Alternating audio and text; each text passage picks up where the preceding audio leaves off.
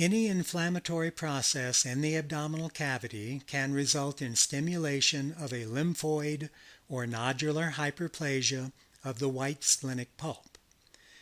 On ultrasound, splenic nodular hyperplasia may appear as hyper or hypoechoic nodules within the splenic parenchyma.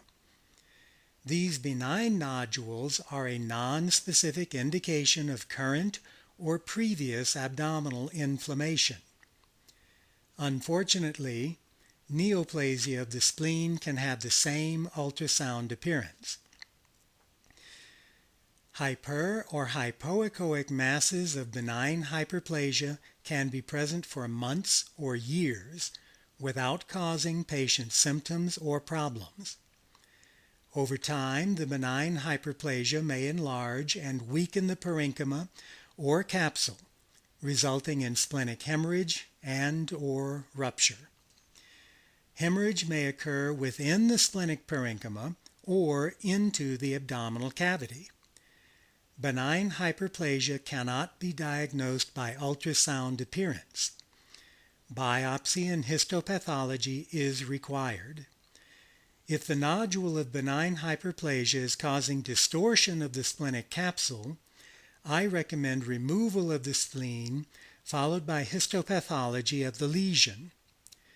If the nodule is not causing distortion of the splenic capsule, I recommend serial ultrasound rechecks to monitor size of the mass and development of contact with or distortion of the splenic capsule. The mass should be biopsied if it is changing in size or appearance.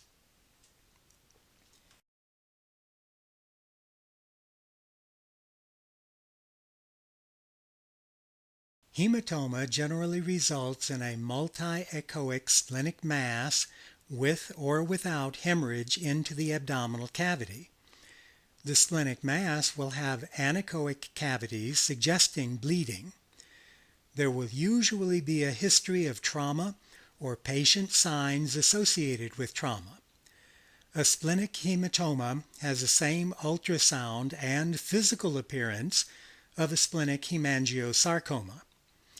Histopathology is required to differentiate these two lesions. If the lesion is large or associated with an effusion, splenectomy may be needed. This video is from a 9-year-old shepherd mix showing syncope associated with excitement after a 10-foot fall from a cliff.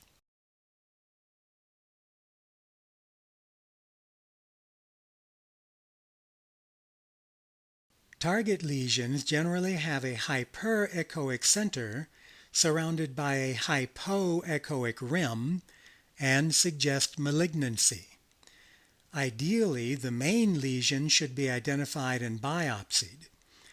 This video is from a 13-year-old Australian shepherd with a dermal mast cell tumor. The presence of target or metastatic lesions indicates a poor prognosis.